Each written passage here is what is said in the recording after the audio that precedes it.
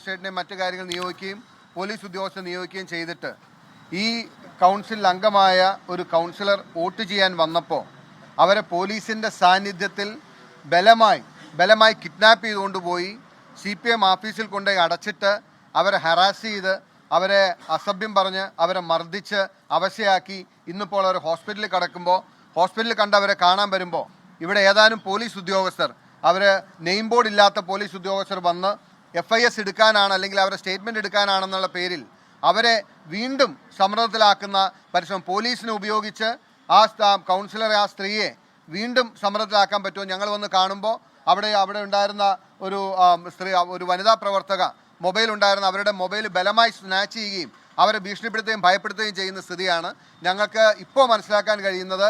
ഈ ഹോസ്പിറ്റലിന് ചുറ്റും ആ സ്ത്രീയുടെ ജീവൻ സുരക്ഷിതമല്ല എന്ന് ഞങ്ങൾ ഭയപ്പെടുന്നു.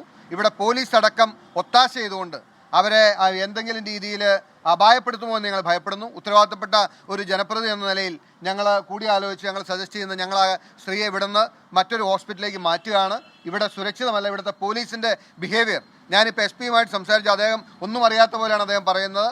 തീർച്ചയായിട്ടും പോലീസിൻ്റെ ഒത്താശയോടുകൂടി നടന്ന ഒരു കിഡ്നാപ്പിങ്ങും അതിനുശേഷം ആ സ്ത്രീ മൊഴി കൊടുക്കുന്നതിന് മുമ്പ് ആ സ്ത്രീയെ സമ്മർദ്ദത്തിലാക്കി മൊഴി മാറ്റാൻ പരിശ്രമിക്കുന്ന അല്ലെങ്കിൽ അവരെ വീണ്ടും സമ്മർദ്ദപ്പെടുത്താൻ കഴിയുന്ന ഒരു സ്ഥിതിയാണ് ഇപ്പോഴിവിടെ നിലവിലുള്ളത്. ഒരു കാരണവശാലും കൂത്താട്ടുകുളത്ത് അവരെയും കൂടി ഞങ്ങൾക്ക് തുടരാൻ കഴിയില്ല.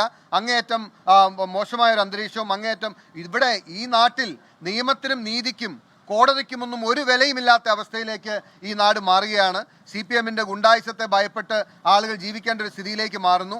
ഈ വിഷയം തീർച്ചയായിട്ടും കേരള പൊതുസമൂഹം ഗൗരവമായി കാണേണ്ടതുണ്ട്. ഒരു പാവപ്പെട്ട സ്ത്രീയെ എന്തുമാത്രം ഏതെല്ലാം രീതിയിൽ അവർ ഹരാസ് ചെയ്തുവെന്ന് അവർ തന്നെ നിങ്ങളോട് പറയും. നിങ്ങളത് കേൾക്കണം. കാരണം ആ സ്ത്രീയെ വസ്ത്രാക്ഷേപം ചെയ്ത് ആക്ഷേപിച്ച് അവരിപ്പോൾ എന്നോട് പറഞ്ഞാണ്.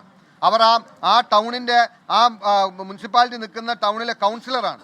ആ കൗൺസിലറെ ആ പ്രദേശത്ത് അവിടെ വെച്ച് തന്നെ നിന്നുകൊണ്ട് വസ്ത്രാക്ഷേപം വലിച്ചു കയറി സാരി വലിച്ചൂരി അവരെ മർദ്ദിച്ച് അവരെ അവശയാക്കി അവരെ അധിക്ഷേപിച്ച് ഭയങ്കരമായി തെറി വിളിച്ച് മാനസികമായി പീഡിപ്പിച്ച് അവരുടെ കാലടക്കം വലിയ പരിക്കേറ്റപ്പോൾ നിന്റെ കാല് വെട്ടി നിനക്ക് തന്നുവിടാൻ വേണ്ടി എന്ന് പറഞ്ഞ് ഭീഷണിപ്പെടുത്തി അവരെ ഏരിയ കമ്മിറ്റി ഓഫീസിൽ കൊണ്ടുപോയി ഉത്തരവാദിത്തപ്പെട്ട CPM നേതാക്കന്മാർ അവരെ ഭീഷണിപ്പെടുത്തുകയും ഭയപ്പെടുത്തുകയും ചെയ്ത് ഒടുവിൽ അവരെ ആശുപത്രിയിലാക്കിയപ്പോൾ കൂത്താട്ടുകുളത്ത് വീണ്ടും നാടകീയ സംഭവങ്ങൾ ഉണ്ടാവുകയാണ്. കൗൺസിലർ കലാരാജുവിനെ അവിശ്വാസ പ്രമേയം ചർച്ച ചെയ്യാനിരിക്കെ കടത്തിക്കൊണ്ടുപോയ സംഭവത്തിൽ വലിയ പ്രതിഷേധം കോൺഗ്രസ് ഉയർത്തുകയാണ്.